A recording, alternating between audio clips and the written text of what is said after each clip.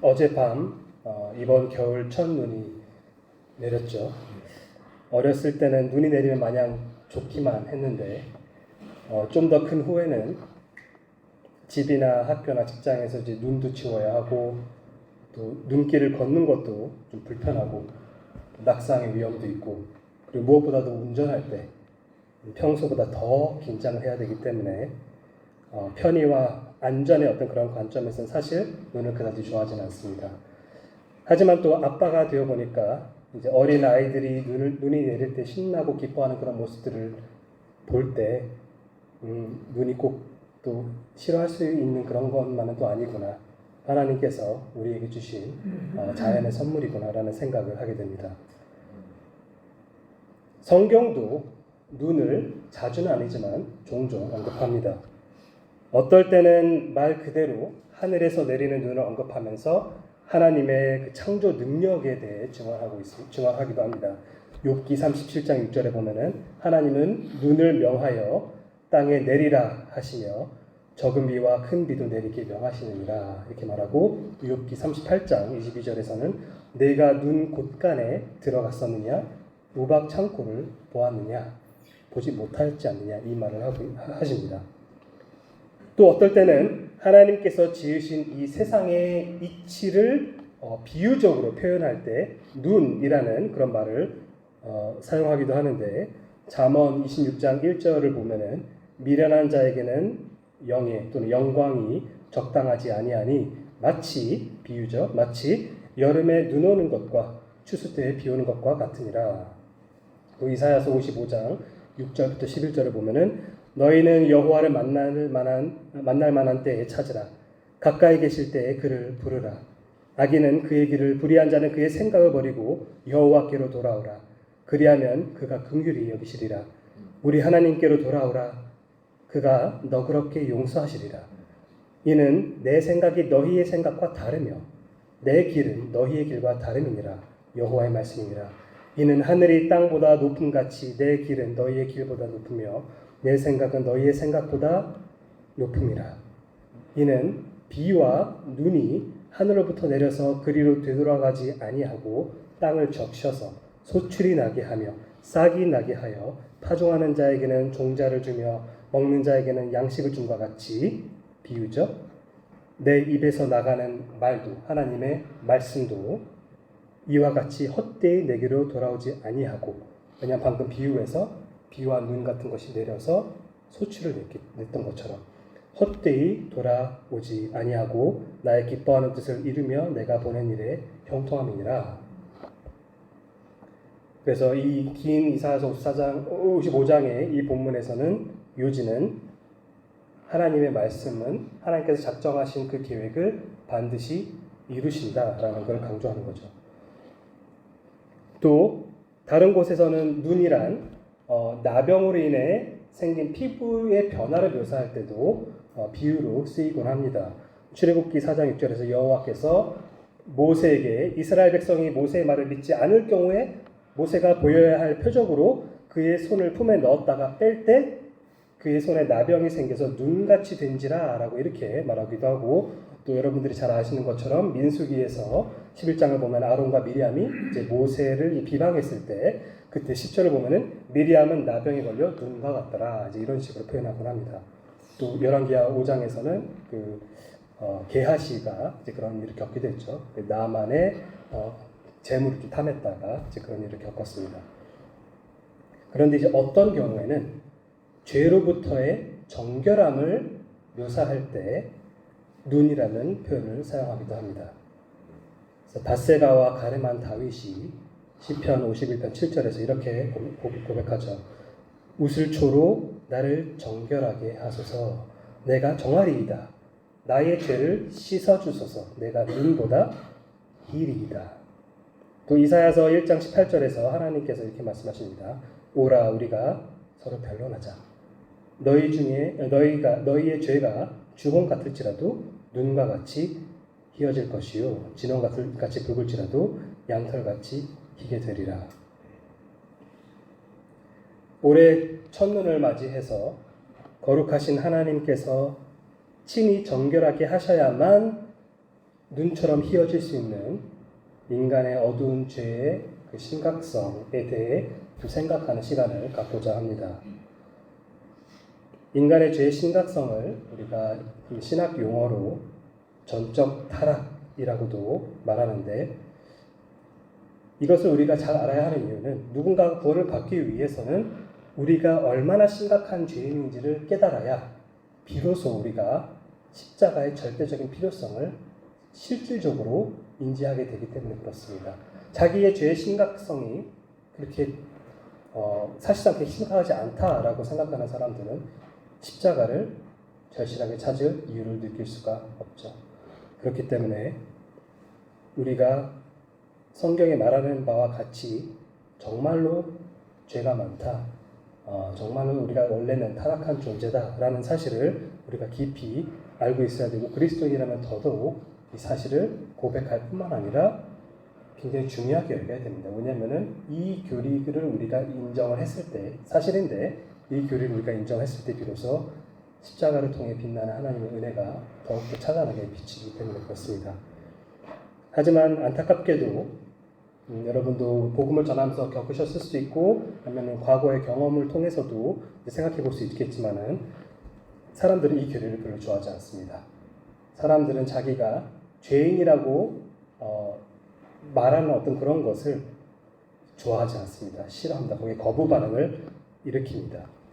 그래서 설교자 존 메가더는 이 교리를 두고 가장 미움을 받는 교리라고도 그렇게 표현을 하기도 합니다. 사람들이 가장 싫어하는 교리. 하지만 성경이 굉장히 중요하게 여기는 교리입니다. 그래서 오늘은 주제 설교이기 때문에 딱히 이렇게 정해진 본문은 없지만, 전적 타락 교리의 어떤 대표적인 본문으로 꼽히는 로마서 3장 9절부터 18절을 봉독하도록 하겠습니다. 로마서 3장 9절 18절을 제가 읽도록 하겠습니다. 그러면 어떠하냐? 우리는 나으냐? 결코 아니라. 유대인이나 헬라인이나 다 죄 아래에 있다고 우리가 이미 선언하였느니라. 기록된 바 의인은 없나니 하나도 없으며 깨닫는 자도 없고 하나님을 찾는 자도 없고 다 치우쳐 함께 무익하게 되고 선을 행하는 자는 없나니 하나도 없도다. 그들의 목구멍은 열린 무덤이요 그 혀로는 속임을 일삼으며 그 입술에는 독사의 독이 있고 그 입에는 저주와 악독이 가득하고 그 발은 피 흘리는데 빠른지라. 파멸과 고생이 그 길에 있어 평강의 길을 알지 못하였고 그들의 눈앞에 하나님을 두려워함이 없느니라 함과 같으니라.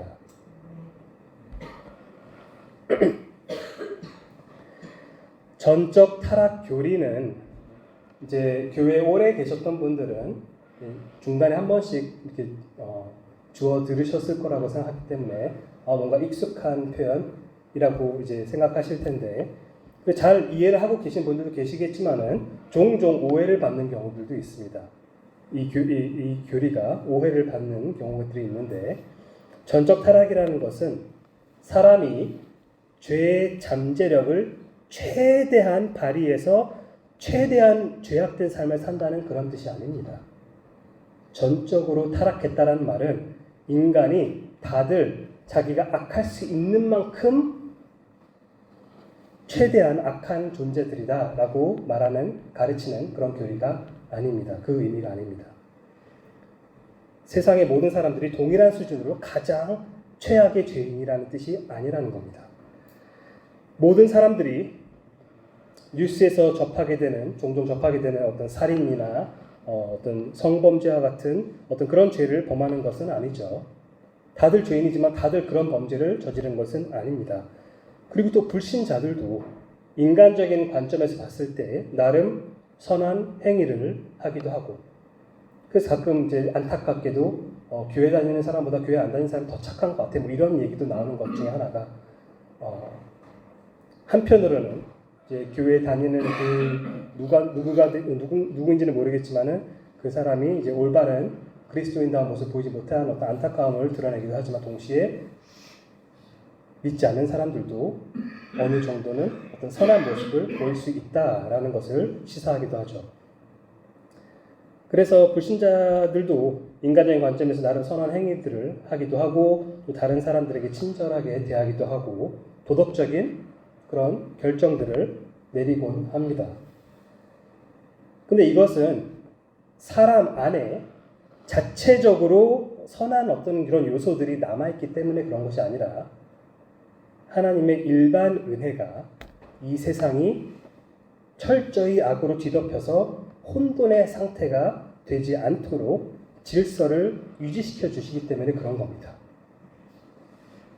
사람 안에 자체적인 선한 것이 있어서 그런 것이 아니라 하나님의 일반 은혜가 사람들로 하여금 자기의 극한의 그 악함을 드러내지 않도록 제어시키는 효과를 허락하시기 때문에 그런 겁니다.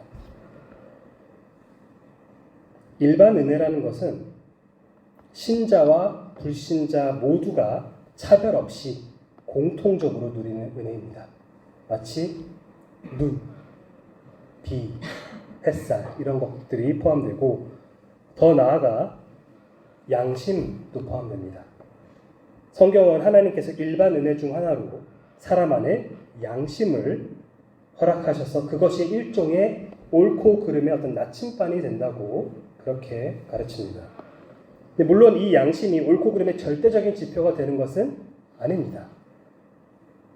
타락한 사람들은 죄를 너무나도 사랑하기 때문에 자기 양심을 거스르는 방식으로 행동하는데 단지 그 정도가 각각 조금씩 다를 뿐입니다. 예를 들어서 대부분의 사람들은 사소한 거짓말 정도는 괜찮다고 생각하면서 살아갑니다. 그것도 근데 하나님께서 주신 양심을 거스르는 행위입니다. 반면에 나를 불쾌하게 하는 모든 사람들을 다 죽여도 괜찮다고 생각하는 사람들은 아마 거의 없지만 드물게 그런 사고방식을 갖고 있는 사람들이 있죠. 그런 사람들이 뉴스에 나오죠. 대부분의 사람들은 하나님께서 일반 은혜로 주신 그 양심이 살인까지 합리화시키지는 않지만 소수는 그 선까지도 넘어버릴 정도로 양심을 거스르기 때문에 살인을 한 후에도 양심의 가책을 느끼지 않는 그런 경우들이 있는 겁니다. 실제로 바울은 또 배교자들에 대해서 디모데전서 1장 19절에서 믿음과 착한 양심을 버렸다 라고 말하기도 하고 또 뒤에 4장 2절에서는 양심이 화인을 맞았다 이런 표현도 사용합니다. 이걸 통해서 말씀드리고자 하는 건 뭐냐면은 양심이 하나님께서 일반 은혜로 옳고 그름을 판단하는 일종의 잣대로 인간에게 주신 건 맞지만 그것이 절대적인 것은 아니라는 겁니다. 그것조차도 죄의 영향을 받을 수 있기 때문에 그렇습니다.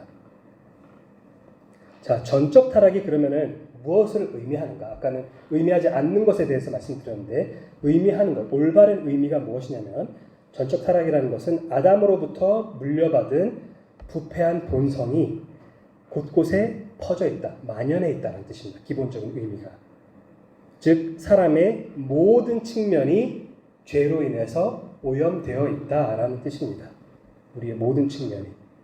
그래서 조엘 비키와 폴 스몰리는 개혁파 조직신학이라는 책에서 이렇게 설명합니다. 전적 타락이라는 것은 부패가 사람 전체를 감염시키고 그가 수행하는 모든 행위를 더럽히는 것이다. 이렇게 말합니다.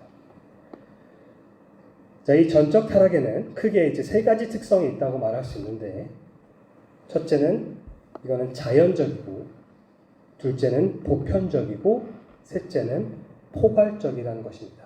이거는 자연적인 타락이고 보편적인 타락이고 포괄적인 타락입니다. 남은 시간 동안에는 이 세 가지 특성에 대해서 좀 다룸으로써 죄의 심각성을 더 우리가 뼈저리게 인지하고 이토록 심각하게 타락한 죄인들에게 절실하게 필요한 것이 무엇인지를 다시 한번 생각해보는 그런 계기가 되기를 바랍니다. 첫 번째로 죄인들의 타락은 자연적인 타락입니다. 자, 이게 무슨 말이냐? 이 타락은 유전을 통해 자연적인 유전을 통해 물려받는 타락이라는 겁니다. 이것은 태어나고 나서 뭔가 첫 번째 잘못된 행위를 할 때 획득하는 그런 것이 아니라 우리가 태어나면서 물려받는 타락이라는 뜻입니다. 창세기 3장에서 아담이 하나님의 명령에 불순종하고 그 다음에 선악을 알게 하는 나무 열매를 취함으로써 온 인류가 처하게 된 처참한 상태가 바로 이 타락 상태인데, 아담의 죄로 인해서 그 부패함, 그 도덕적으로 썩어 들어가는 그 상태가 자연적인 출산을 통해서 온 인류에게 계속해서 전파되어 왔고 지금도 그러한다는 겁니다. 저도 이제 세 번째 아기를 아직은 이제 기다리고 있는데, 이제 물론 많이 기대하고 많이 사랑 이미 하지만 성경적으로는 우리 집에 죄인이 또 태어나는구나 라는 사실을 알고 있습니다. 하지만 그렇기 때문에 더더욱 부모로서 복음을 통해서 양육을 하려고 하는 거죠. 이 자연적인 그 상속으로 인해서 모든 생명은 타락한 죄인으로 이 세상에 태어납니다. 성경은 이 사실을 곳곳에서 뒷받침합니다. 다윗은 밧세바가 간음한 죄가 드러난 이후에 시편 51편 5절에서 뭐라고 말하냐면, 내가 죄악 중에서 출생하였으며 어머니가 죄 중에서 나를 잉태하였나이다, 이렇게 고백합니다. 여기서 죄악 중에서 출생하였다 할 때 죄악 중에서, 그리고 어머니가 죄 중에서 나를 잉태하였다 할 때 죄 중에서, 이 두 가지 문구는 어떤 사람들은 간혹 이거는 다윗의 엄마가 뭔가 죄를 범하는 방식으로 다윗을 낳았나 보다, 뭔가 부적절한 어떤 그런 관계를 통해서 자기 남편이 아닌 사람과의 어떤 그런 관계를 통해서 다윗을 낳았나 보다, 이렇게 해석하는 경우들도 있는데 그렇지 않습니다. 이것은 그 뜻이 아니라 다윗이 어머니 몸속에서 수정되어서 사람으로 형성된 그 순간부터 자기가 죄인이었다는 것을 고백하고 있는 상황인 겁니다. 또 시편 58편 3절에서 다윗은 아기는 모태에서부터 멀어졌으며 하나님으로부터, 그리고 태어나면서부터 곁길로 나아가 거짓을 말하는도다, 이렇게 말합니다. 그러니까 인간이 태어나고 나서 뭔가 조금 더 잘하고 나서 한 초등학생쯤 돼가지고 첫 번째 잘못된 행위를 명확하게 저질렀을 때 비로소 이제 그때 죄인이 되거나 타락하는 것이 아니라 이미 엄마 뱃속에서부터 악인이었다는 겁니다. 왜냐하면은 이거는 자연적으로 유전받는 것이기 때문에. 사도 바울은 에베소서 2장 1, 2, 3절에서 죄인은 영적으로 허물과 죄로 죽은 자이며 본질상 진노의 자녀라고 말합니다. 본질상 진노의 자녀다. 우리는 죄로 인해서 본질적으로, 즉 본성에 따라, 인간의 본성에 따라, 인간이기 때문에 본래부터 하나님의 진노를 받을 수밖에 없는 타락한 상태로 태어난다는 겁니다. 물론 아담이 죄를 짓기 전인 창세기 1, 2장에서는 인간의 본성이 하나님께서 보시기에 심히 좋았습니다. 하나님께서 죄악된 본성을 창조하신 것이 아니라 아담이 창세기 3장에서 죄를 범함으로써 죄가 인류 안으로 침습해 들어와 가지고 우리의 본성은 아담 이래로 쭉쭉 타락한 상태가 유지되고, 그렇게 서로 죄인이 죄인을 낳는 그런 어떤 상황이 반복된다는 겁니다. 그래서 정리하면은 자연적인 타락이란 무엇이다? 사람은 인류의 조상인 아담의 타락을 이제 출산을 통해서 물려받으면서 태어난다는 것을 의미한다는 겁니다.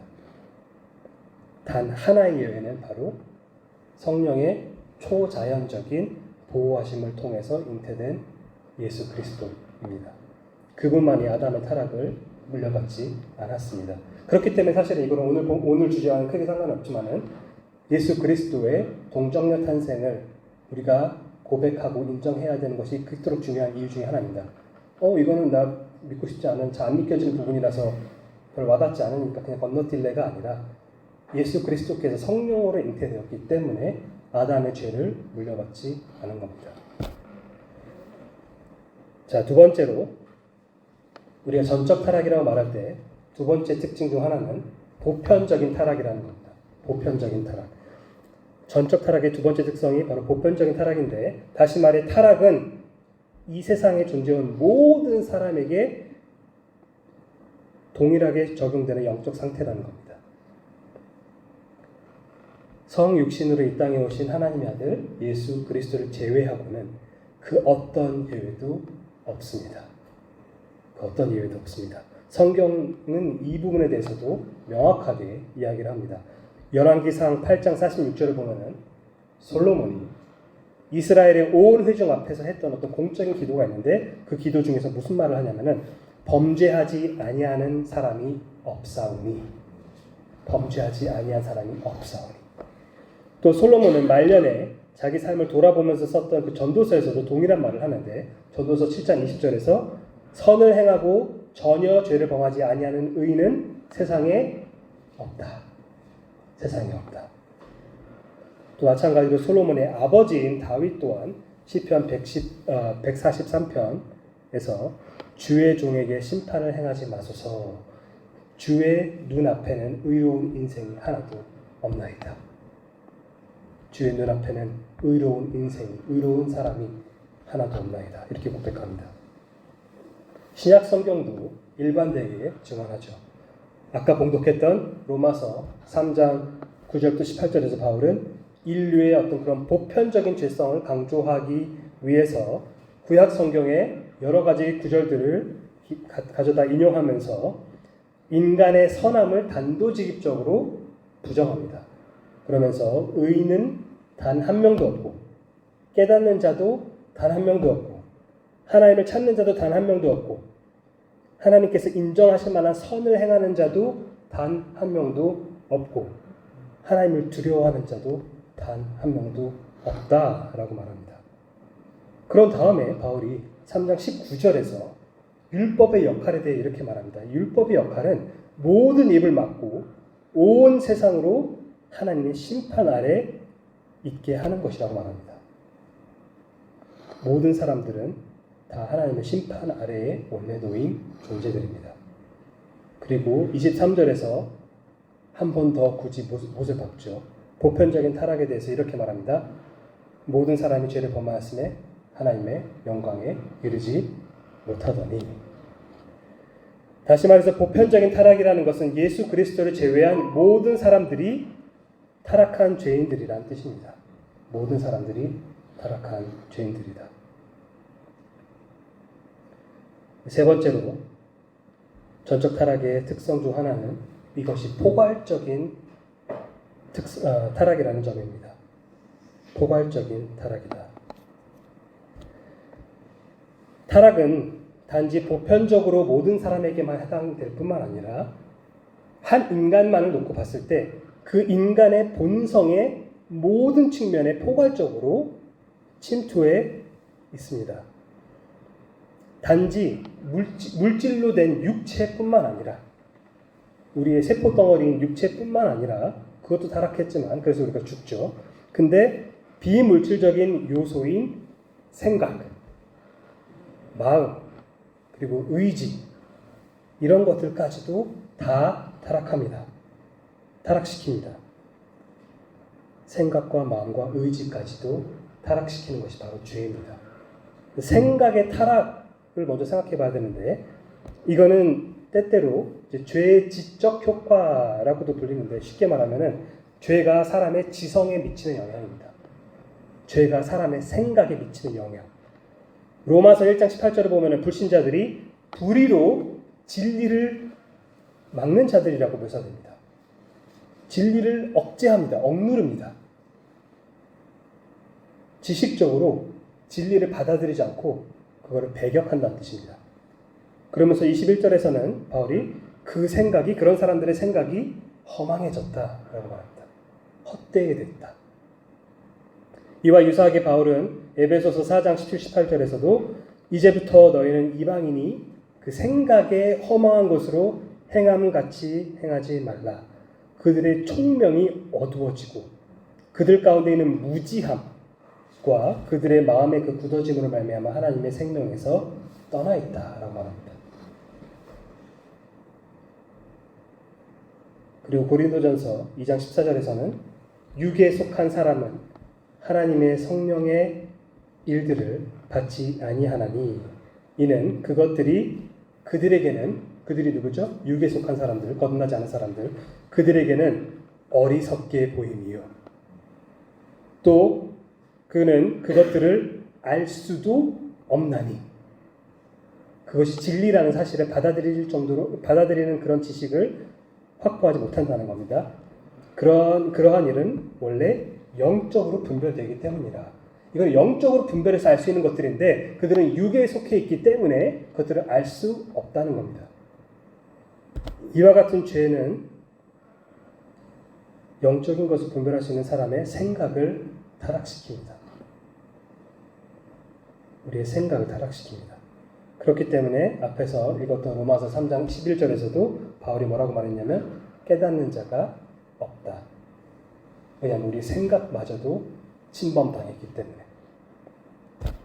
자, 성경은 사람의 생각의 타락뿐만 아니라 마음의 타락에 대해서도 계속해서 말합니다. 창세기 6장 5절에 의하면은 여호와께서 사람의 죄악이 세상에 가득함과 그의 마음으로 생각하는 모든 계획이 항상 악할 뿐임을 보셨기 때문에 대홍수를 통해서 세상을 심판하셨다라고 말합니다. 대홍수의 이유는 뭐냐면은 사람들이 악을 행하고 마음에는 악밖에 없었기 때문에 라고 말합니다. 그런데 홍수 이후에는 갑자기 괜찮아졌냐? 아니죠. 창세기 8장 21절을 보면은 홍수 이후에도 하나님께서는 사람의 마음이 계획하는 바가 어릴 때부터 악하다.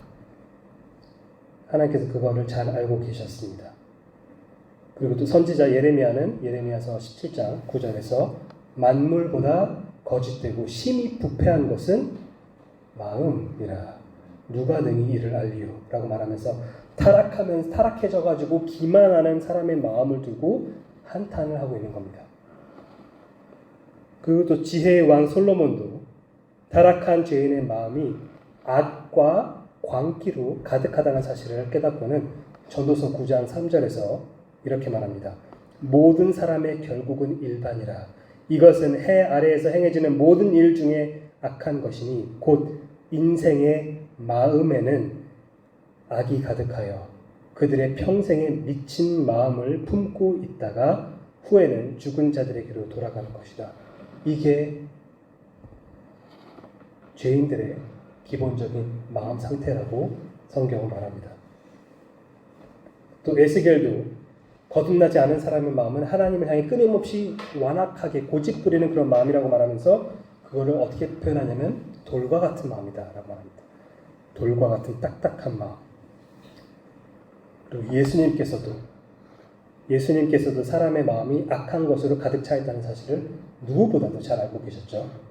마가복음 7장 20절 이하에서 주님께서는 이렇게 말씀하십니다. 사람에게서 나오는 그것이 사람을 더럽게 하느니라. 속에서 곧 사람의 마음에서 나오는 것은 악한 생각 곧 음란과 도둑질과 살인과 간음과 탐욕과 악독과 속임과 음탕과 질투와 비방과 교만과 우매함이니 이 모든 것이 다 속에서 그 마음 속에서 나와서 사람을 더럽게 한다 이렇게 말씀하셨습니다. 이렇게 우리 마음이 어둡고 타락했기 때문에 바울이 고린도후서 4장 6절에서 그리스도의 빛이 우리 마음에 비추어져야만 그래서 어둠이 그 빛으로 인해서 사라져야만 우리가 비로소 아들의 영광스러운 얼굴을 볼 수 있다라고 말합니다. 예수 그리스도의 빛이 우리의 타락한 마음을 비춰서 거기에 있는 모든 어둠을 쫓아내 주셔야만 우리가 비로소 아들의 얼굴을 볼 수 있다는 겁니다. 자, 아담의 타락 이후에 사람은 생각과 마음도 타락했지만 그뿐만 아니라 의지까지도 타락해서 죄의 노예가 되었습니다. 굉장히 중요한 개념입니다. 의외로 많은 교회들에서 단지 우리 시대뿐만 아니라 역사적으로 많이 놓쳐왔던 잘못 생각해왔던 부분입니다. 요한복음 8장 34절에서 예수님께서는 죄를 범하는 자마다 죄의 종이다 라고 말합니다. 죄를 범하는 자마다 죄의 종이다. 그리고 로마서 6장 19절에서 바울은 거듭나기 전에 우리가 우리 지체를 부정과 불법의 종으로 내어주어서 불법에 이른 자들이다 라고 말합니다. 우리는 부정과 불법의 종이 되었다는 겁니다. 그리고 또 베드로후서 2장 19절에서도 베드로는 거듭나지 않은 자들에 대해서 뭐라고 말하냐면 그들은 멸망의 종들이다 라고 말합니다. 성경에서 종들이라고 말할 때 대부분의 경우는 그거는 노예라는 뜻입니다. 거기에 속박되어 있다는 뜻입니다.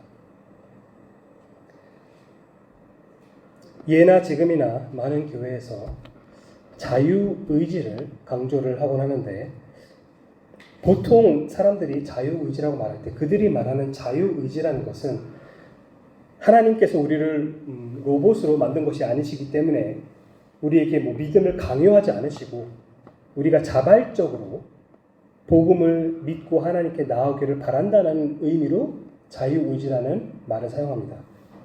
즉 선택권은 우리에게 있는 것이고 하나님께서는 우리가 올바른 선택을 내리시기를 기다리는 분이라는 식으로 그렇게 보는 거죠.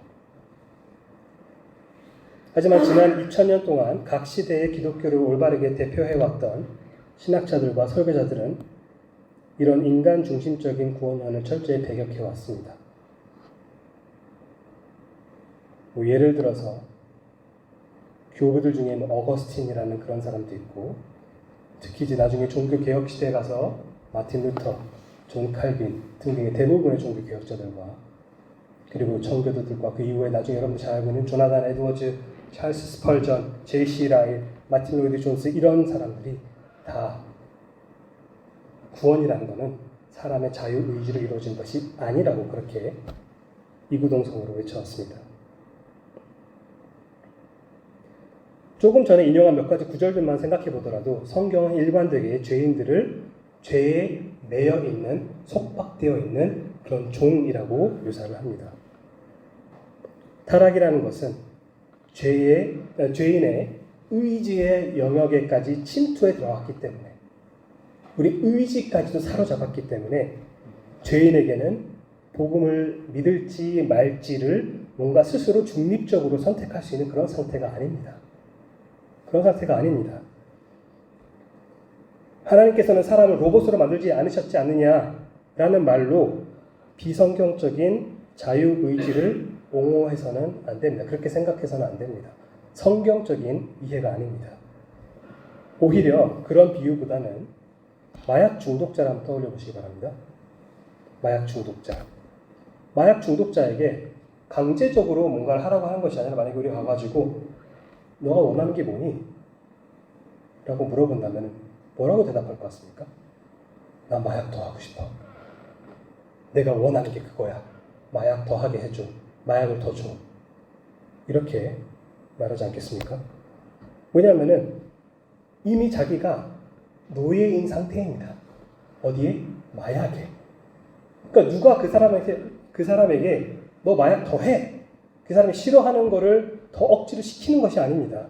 그 사람이 이미 그 약물에 중독되어 있기 때문에 노예가 되어 있기 때문에 자기는 그것을 원하는 겁니다. 그리고 누군가가 자기가 그걸 해주겠어. 자기는 좋아합니다. 마약을 더 하게 해준다니까 너무나도 좋구먼 이렇게 생각한다는 겁니다. 하지만 마약으로부터 자유로운 사람 입장에서 봤을 때 그것이 그 사람의 진정한 자유한 의지냐고 우리가 물을 필요가 있는 겁니다. 그것이 그 사람의 자유한 의지입니까? 아니면 마약에 속박되어 있는 타락한 의지입니까? 후자입니다. 죄인도 마찬가지입니다. 우리는 죄의 노예 상태라고 성경은 구약부터 신약까지 일관되게 가르쳐오고 있습니다.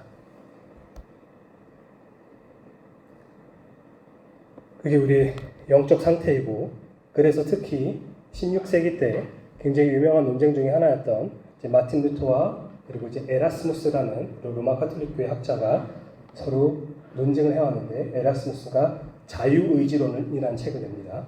그래서 인간에게는 자유한 의지가 있다라고 말하는데 근데 마틴 루터가 거기에 대해서 반박하는 걸로 아니다. 우리는 속박되어 있다라면서 노예의지론이라는 책을 펼쳐서 반박을 합니다. 그것을 반박하는 이유는 뭐냐면은 의지가 살아있느냐 아니면 의지조차도 사로잡혀 있느냐의 문제에 따라서 우리가 하나님의 은혜를 어떻게 바라보는지 시각이 달라지기 때문에 그렇습니다. 로마서 3장 11절에서 바울이 말했던 것처럼 그 누구도 하나님을 스스로 찾으려고 하지 않는다는 겁니다. 아무도 찾지 않습니다, 하나님을. 왜냐하면 우리는 모두 원래 죄의 노예이기 때문에 그렇습니다. 그래서 사람은 구원에 있어서 전적으로 무능력한 존재들입니다.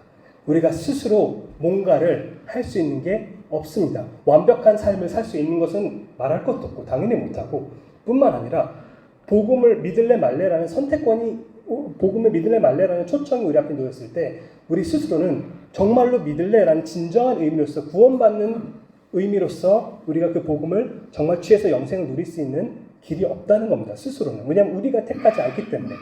어둠은 원래 빛을 미워합니다. 그래서 요한복음에서 빛이 임했을 때 어둠이 다 물러갔다라고 말하는 것도 원래는 우리는 그 빛을 싫어합니다.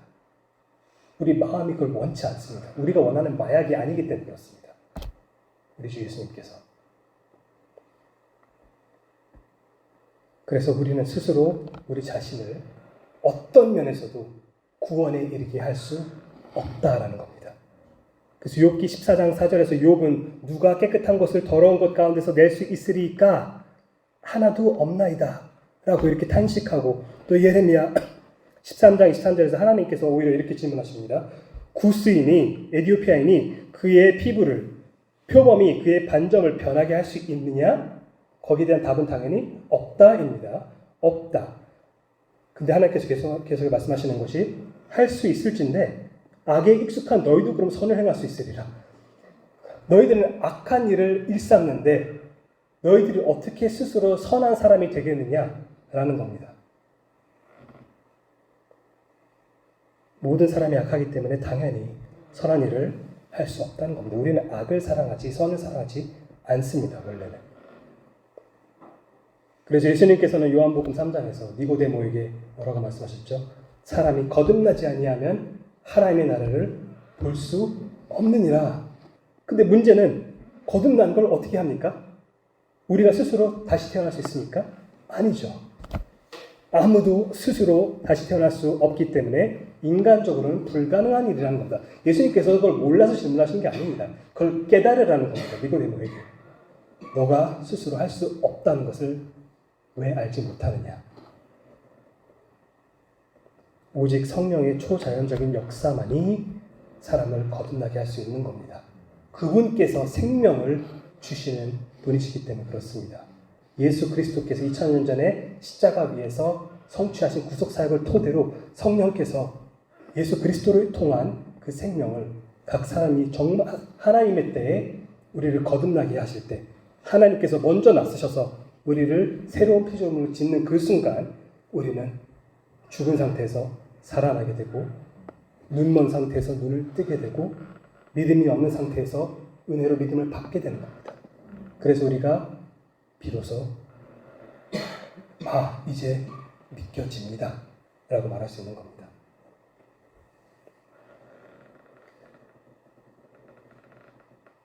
우리가 이러한 타락한 세상에 살고 있고 우리도 한때 그 일원이었다는 사실을 정말 잘 기억을 해야 됩니다. 그래야 우리가 우리 자신의 그 구원에 대해 생각할 때에도 내가 스스로 구원을 받는 그 길에 조금이라도 이바지를 했어라고 말할 수 없게 되는 겁니다. 내가 복음이 나한테 전해졌을 때 물론 전한 사람도 잘했지만 하지만 결국에는 내가 믿었지 내 옆에 있는 내 친구는 안 믿었거든. 그런 말을 할 수 없다는 겁니다.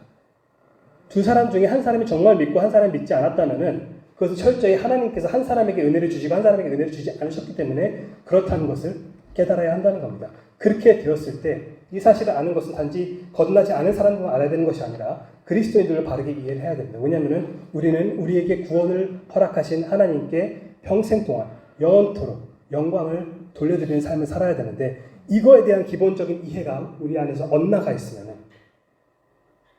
그러면 우리 안에는 한켠에는 항상 말로 노골적으로 내가 나를 구원했다라고 말은 하지 않을지언정 속으로 그래도 내가 조금은 그래도 내가 뭐라도 좀 얹은 게 있지 않나 내가 뭔가 기여한 게 있지 않나 라고 생각하는 경향이 생길 수가 있다는 것입니다. 하지만 그렇지 않다는 것을 우리는 더욱더 깊이 확실하게 명백하게 이해를 해야 되고 그리고 그렇게 해야만 우리가 믿지 않는 사람들에게 복음을 전할 때에도 마찬가지입니다.